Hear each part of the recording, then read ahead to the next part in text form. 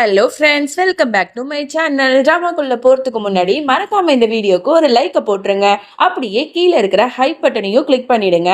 இன்னைக்கு நாகினி எபிசோட் 15 தான் பார்க்க போறோம்.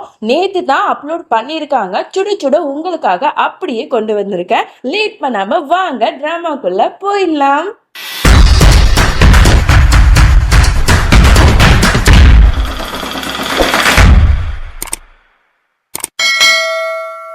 ஸ்டார்டிங் சீன்ல நம்மளோட ஆரியமான தான் காட்டுறாங்க. அவன் மயக்கு போட்டு விழுந்து கிடக்கான். அவனை சுத்தி நிறைய பாம்புகள்லாம் நின்றுட்டு இருக்கு.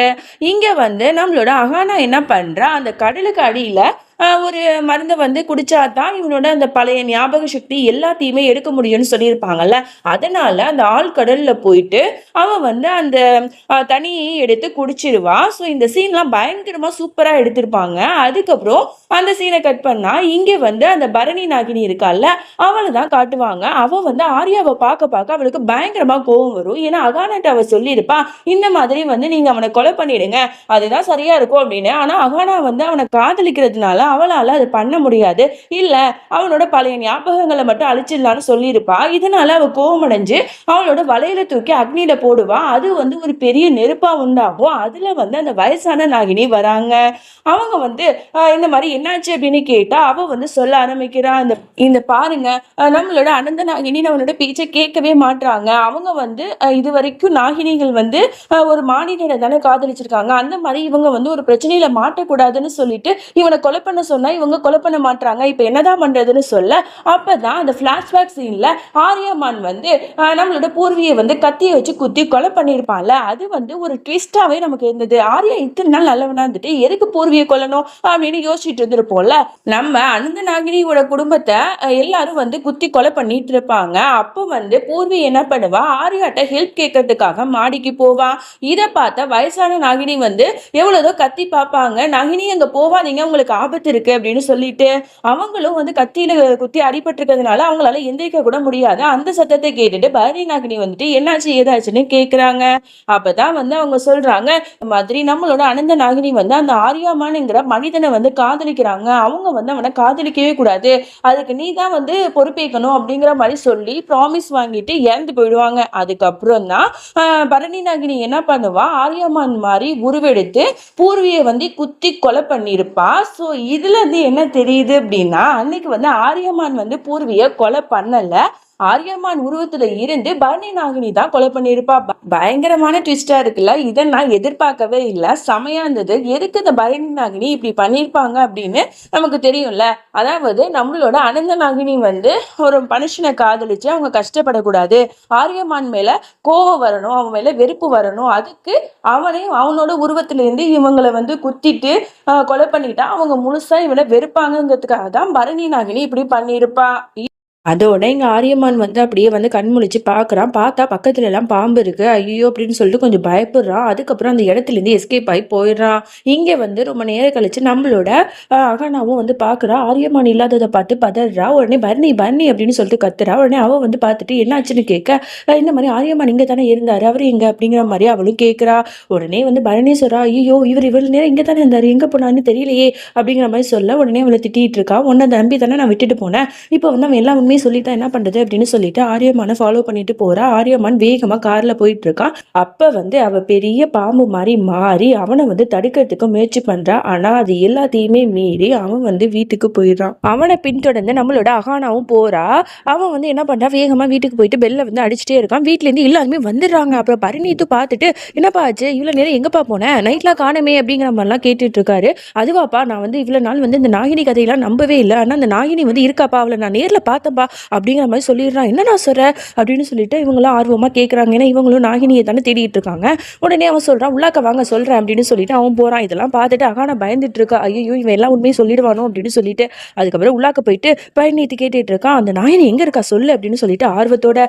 உடனே நம்மளோட ஆரியமான் விழுந்து விழுந்து சிரிக்கிறான். ஐயோ அப்பா, என்னப்பா என்கிட்ட இதெல்லாம் கேட்குறீங்க, அந்த மாதிரி நாகினிலாம் இந்த உலகத்திலே இல்லப்பா, நான் சும்மா விளையாண்டப்பா உங்ககிட்ட அப்படிங்கிற மாதிரி சொல்லிடுறான். இதெல்லாம் கேட்டுட்டு அவங்க டென்ஷன் ஆகிறாங்க. என்ன உனக்கு எப்போதும் போதும் விளையாட்ட போச்சா அப்படின்னு சொல்லிட்டு இது எல்லாத்தையுமே அஹானா வந்து தூரத்துலேருந்து பார்த்து சிரிச்சிட்டு இருக்கா. அப்பதான் என்ன நடந்துச்சுன்னு காட்டுறாங்க.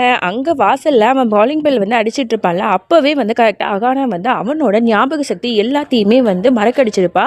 ஸோ அதனால தான் வந்து நம்மளோட ஆர்யா வந்து எந்த உண்மையுமே சொல்லாம அவன் பாட்டு நார்மலா இருந்திருப்பான். இங்கே வந்து அப்படியே வந்து பழனித் வந்து அவன் மொத்த குடும்பத்திட்டையும் நாகினியை பற்றி தான் பேசிக்கிட்டு இருக்கான். அந்த ஆர்யாவை நம்பி என்ன ஆக போகுது, இவன் என்னன்னா நாகினியை பார்த்துன்னு சொன்னா நான் கூட உண்மை நம்பிட்டேன், கடைசியில் பார்த்தா இப்படி விளையாண்டுட்டு இருக்கான் அப்படின்னு சொல்லிட்டு அப்பதான் பேசும்போது சொல்றாங்க, அன்னைக்கு வந்து அந்த அனந்தாவோட குடும்பத்தை எல்லாத்தையுமே அந்த நாகினியோட குடும்பத்தெல்லாம் நம்ம கொன்றுப்போம்ல. ஸோ அப்போ வந்து ஆர்யாவுக்கு நான் தான் மயக்க மருந்து கலந்து கொடுத்தேன், இல்லைன்னா வந்து இவன் வந்து அந்த இடத்துல வந்து யாரையும் கொல்ல விட்டுருக்க மாட்டான் அப்படிலாம் பேசிக்கிட்டு இருக்காங்க. அப்பதான் நமக்கு ஒரு விஷயம் தெளிவாகுது, ஆர்யா வந்து அந்த இடத்துல மயக்க போட்டு விழுந்திருக்கான். அதனாலதான் பரணி நாகினி அவனை மாதிரி உருமாறி இவனை வந்து பூர்வியை வந்து கொண்டிருக்கா. ஸோ இது எல்லாத்தையுமே வந்து இவங்க பேசிக்கிட்டு இருக்காங்க. அப்போ அந்த நேரத்தில் நம்மளோட அகானா வந்து கிராஸ் பண்ணி போறா. அப்போ அவளுக்கு மயக்க வர மாதிரி இருக்கு. உடனே வந்து அப்போ வந்து ஒரு பொருள் அப்படியே தள்ளி விட்டுருவா. அந்த சத்தத்தை கேட்டு பழனித்தெலாம் வந்து பார்க்குறான். இங்கே அகானா இருக்கிறத பார்த்துட்டு என்னமாச்சு, ஐயோ ஏதாவது இருந்தால் என்கிட்ட சொல்லுமா, உனக்கு ஏதாவது ஹெல்ப் வேணுமாமா அப்படின்னு கேட்க, அதெல்லாம் ஒன்றும் வேணாம் அப்படின்னு சொல்லிட்டு அவள் பாட்டு ரூமுக்கு போயிடுறா. அவளுக்கு வந்து பயங்கரமாக தலைவலிக்குது. அப்போ வந்து நம்ம அக்கா கறி இருக்கால, அவள் வந்து இந்த மாதிரி அவளோட தலையை பிடிச்சி விட்டுட்டு இருக்கா. அக்கா எனக்கு தெரியும், எனக்கு எப்பெல்லாம் பிரச்சனை வருதோ அப்பெல்லாம் நீங்கள் எனக்கு வந்துடுவீங்களே அப்படிங்கிற மாதிரி சொல்ல, ஆமாம் கண்டிப்பாக நான் வருவேன். ஆமாம் நீ எதுக்கு இந்த மாதிரிலாம் பண்ணிட்டு இருக்கா, நீ ஆர்யாவை எந்த அளவுக்கு காதலிக்கிற, ஆனால் நீ ஏன் அவனை வெறுத்துட்டு இருக்க அப்படின்னு கேட்க, அக்கா என்னன்னு காடிங்க, நீங்கள் தெரியாத மாதிரி நினச்சிட்டு இருக்கீங்க, இந்த காதல் வந்து எப்போவுமே நம்மளை பலவீனமாக்கும். இப்போ நீங்களும் தான் வந்து அவினாஷை வந்து காதலிச்சிங்க, ஆனால் அவன் என்ன பண்ணா உங்கள் குழந்தையோடு சேர்த்து உங்களை கொண்டுட்டால அப்படின்னு சொல்ல, அவளும் கண் கலங்கிட்டேன். ஆமாம் என்னோட காதல் வந்து என்னை வந்து ரொம்பவே வந்து பலவீனமாக்கி என்னை வந்து அழிச்சிருச்சு, என்னையும் சரி என் குழந்தையும் சரி. ஆனால் ஆர்யா வந்து அப்படி இருப்பாருன்னு எனக்கு தோணல, ஆர்யா வந்து ரொம்ப நல்லவர் மாதிரி தான் தோறுது, நீ வந்து யோசிச்சுக்கோ அப்படிங்கிற மாதிரிலாம் அக்காக்காரி வந்து அகானாட்டா அட்வைஸ் பண்ணிட்டு இருக்கா. அப்போ கரெக்டாக அந்த இடத்துக்கு ஆரியமான் வந்துடுறான். அவன் வந்து வந்த உடனேயே வந்து இவளும் வந்து நார்மலாக இருக்கிற மாதிரி பார்த்துட்டு இருக்கா. அவன் மயக்க போட்டு அப்படி விளையாட மாதிரி வரான். டக்குனு இவ வந்து பிடிச்சிடுறா. அப்புறம் என்ன ரெண்டு பேரும் ஐகானிக்கில் அப்படியே பார்த்துட்டே இருக்காங்க. இது எல்லாத்தையுமே தூரத்துலேருந்து அக்காக்காரி பார்த்து ரொம்ப சந்தோஷப்பட்டுட்டு இருக்கா. அதுக்கப்புறம் சொல்கிறான், எனக்கு பயங்கரமாக தலைவலிக்குது, என்னன்னே தெரில அப்படிங்கிற மாதிரி சொல்லிட்டு இருக்கான். ஓ அப்படியா, இந்தாங்க இந்த தண்ணி குடிங்க, இது குடிச்சா உங்களுக்கு வந்து ஃபீல் பெட்டராக இருக்கும் அப்படிங்கிற மாதிரி சொல்கிறா. உடனே அவன் வந்து குடிக்கிறதுக்கு போகிறான். அதுக்கப்புறம் சொல்கிறான், நீயும் வந்து ரொம்ப டயர்டாக இருக்கல, நீயும் தண்ணி குடி அப்படிங்கிற மாதிரி கொடுக்குறான்.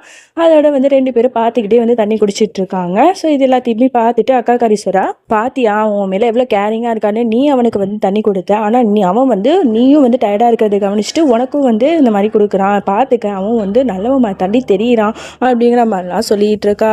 அதுக்கப்புறம் வந்து ஆர்யா டயர்டாகி நான் படுக்க போகிறேன் அப்படிங்கிற மாதிரி சொல்லிட்டு இருக்கான். நீயும் வந்து ரெஸ்ட் எடு அப்படின்னு சொல்லிட்டு இருக்கான். நான் வந்து கதவை சாத்திட்டு வரேன் அப்படின்னு சொல்லிட்டு ஜன்னல் கதவை சாத்ததுக்கு போகிறேன். அப்போ வந்து பலத்த காற்றும் அடிக்குது. அவளுக்கு வந்து தலை பயங்கரமாக வலிக்குது, ரொம்ப வீக்காக இருக்கிற மாதிரி இருக்குது. அப்போ தான் யோசிச்சு பார்க்குறா, பரணி சொன்னதெல்லாம் இப்போ அந்த ஞாபக சக்தி இருக்கிற அந்த இதை வந்து நீங்கள் வந்து எடுத்தீங்க அப்படின்னா உங்களோட சக்தி எல்லாமே கொஞ்சம் கொஞ்சமாக குறைஞ்சிரும், நீங்கள் வீக் ஆகிடுவீங்க அப்படிங்கிற மாதிரி வார்னிங் பண்ணியிருப்பா. அப்போ தான் யோசிச்சு பார்த்துட்டு, ஓ அதனால தான் நம்ம வீக்காக இருக்கோமோ, ஓகே கொஞ்சம் நேரம் படுத்து ரெஸ்ட் எடுப்போம் அப்படின்னு சொல்லிட்டு அவங்க கூட சேர்ந்து இவளும் படுத்து ரெஸ்ட் எடுக்கிறா. அதோட பரிணீத்தும் அவனோட குடும்பமும் அந்த நாகினியை கண்டுபிடிக்கிறதுக்கும் நாகமணியை எடுக்கிறதுக்கும் பிளான் போட ஆரம்பிச்சிட்டாங்க. அவங்க என்ன பிளான் போடுறாங்க அப்படிங்கிறதெல்லாம் பொறுத்து இருந்து தான் பார்க்கணும். இந்த எபிசோட் எப்படி இருந்துச்சுன்னு மறக்காம கமெண்ட் பண்ணுங்க. நான் முடிஞ்ச அளவுக்கு சீக்கிரமாக தான் அப்லோட் பண்ணியிருக்கேன். உங்களுக்கு பிடிச்சிருக்கா, இந்த மாதிரி நீங்கள் சப்போர்ட் பண்ணீங்க அப்படின்னா கண்டிப்பாக நான் வந்து சீக்கிரமாகவே டெய்லி அப்லோட் பண்ணிடுவேன். ஸோ பாருங்கள், என்னென்ன உங்களோட சப்போர்ட்டை வந்து நம்மளோட சேனலுக்கு எப்போவுமே கொடுங்க. தேங்க்ஸ் ஃபார் வாட்சிங், பாய்.